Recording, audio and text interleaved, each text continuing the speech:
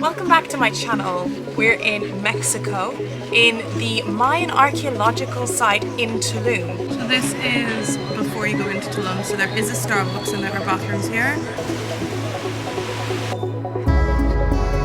They were monogamous, they were not polygamous apparently, largely heterosexual. Some other cultures there was a lot of homosexuality. This is one of the most popular places you can come and see. And really, if you've seen the film Moana, it's pretty much like that. It's a preserved civilization, and I'm fascinated by all that I'm learning about the way they sacrificed people. Even they sacrifice people to hopefully get rain, to get wind, to get rid of illness. They really had their own way of thinking. Before I show you this incredible place, take a moment and hit subscribe and like so you can check out other videos like this. If you're interested in archaeological videos or just inspiration of where to go on holiday, you want to check this out. Let's go!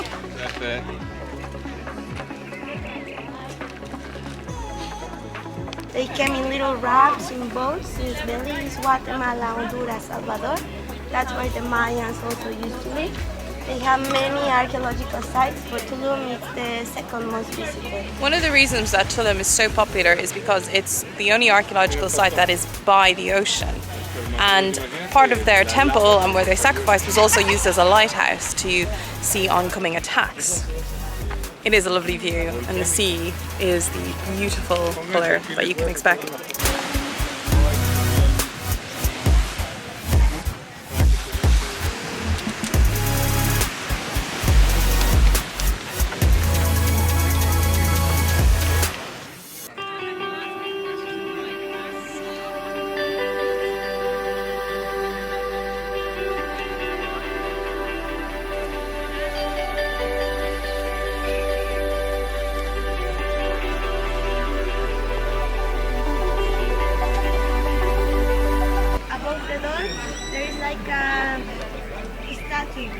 That's representing the planet Venus, but that's the temple where we can see what is written in front of Nana, that it's the solstices, that's where the solstices is. And on your left side, you can find an horizontal building with balcony.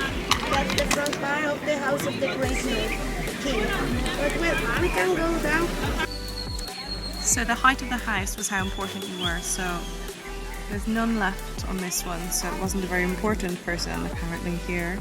But over there was an even much more important person, given the remains are still there.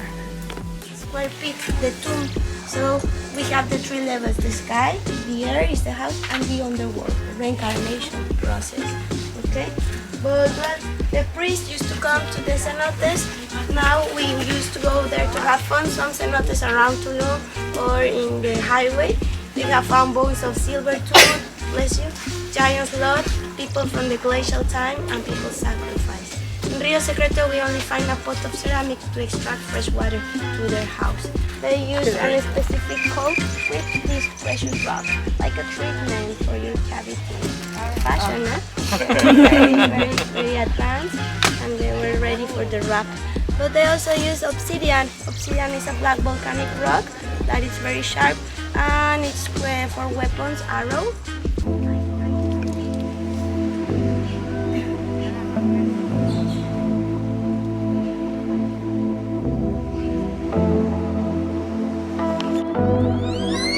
This is where the solstice happens.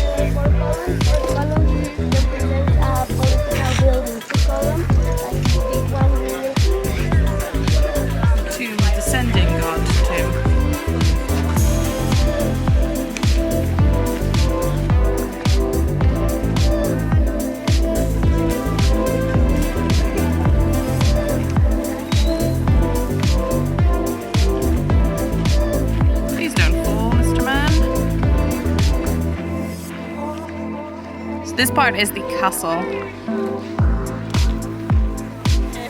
this would have been the vista of the ruler of Tulum. Oh, wow.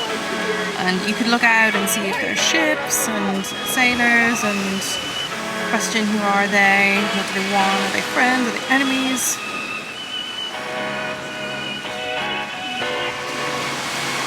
So the Spanish regime would gradually implement itself in the Mayan social structure until a new cultural order was attained. So that was the Spanish, as you can imagine, they speak Spanish here. Apparently you used to be able to go down into the sea, but since COVID you can't. I wonder will they reopen it. You can see there's a rope over there. And you used to be able to go down here, and which is quite nice. Something to bear in mind is that it is very, very hot here. But you can get an umbrella, like Fabian did, because annoyingly he's very smart. There are mosquitoes as well, so insect repellent is a necessity. There's a Mayan behind you on the temple. It just came out. Quite a busy tourist region, as you can imagine, and this is a prime picture spot. How are you feeling, Fabian? Melting away. Yeah. Thank you. This is the perfect spot to get a nice photo for Instagram.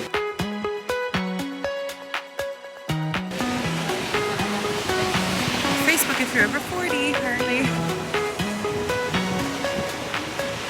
So you've got the stunning turquoise of the Caribbean Sea and this beautiful wood. From a practical perspective, they give like plaques to explain everything, and they're in English and Spanish, and it tells you about the foundation of the archaeological civilization, the Mayan civilization, and the incoming of the Spanish really in the 1500s, which conquered the area. But yeah, it's quite busy, it's very warm, you need to fight for your picture spots, just bear that in mind. But it's definitely worth coming because it literally is Moana land. They're just so well preserved. It's really, really nice to just wander around, although it's warm. We're such typical Irish, the Irish and British are so typical, like we complain about the rain the whole time, and then as soon as you put us in a really warm, we're like, we're too warm, we can't cope with it. So we just always love to complain. I think that's the lesson you take away, but it's a really nice place to be. This might seem a strange angle, but I want to show you the limestone, which is, if you've done your geography, you know it's a sedimentary rock and it forms in very warm climates and is quite porous. But it does mean that the ground, although beautiful, is quite slippery. So you just need to bear that in mind and wear shoes that do have some grip, because otherwise you might fall down on your bottom.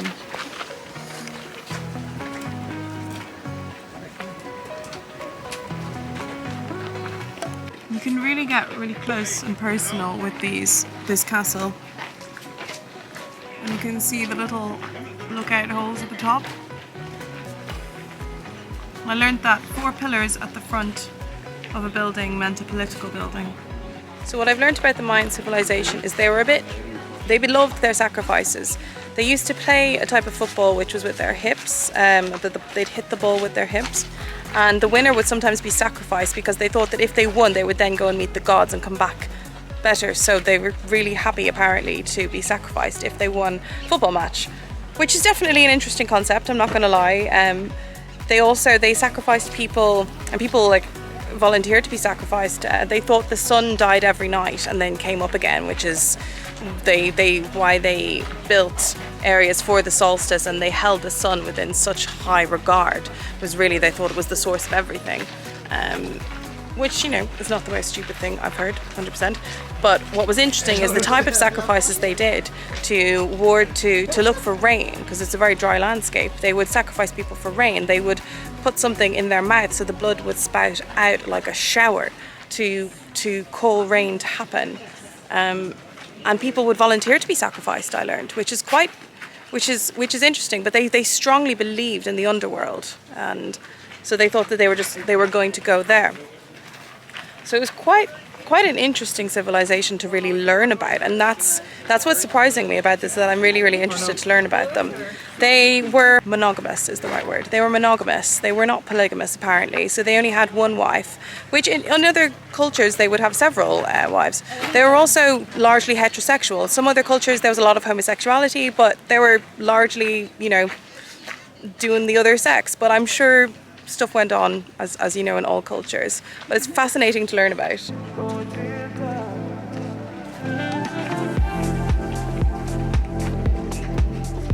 There are lots of iguanas around. Look at the length of that tail. They really do look like small crocodiles.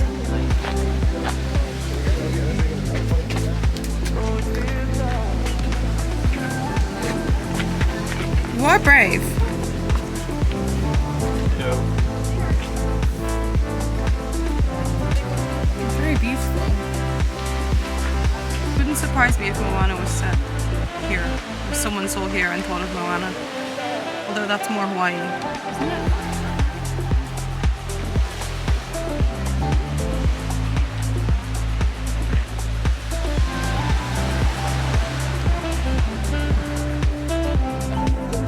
The trees are just amazing to look at as well.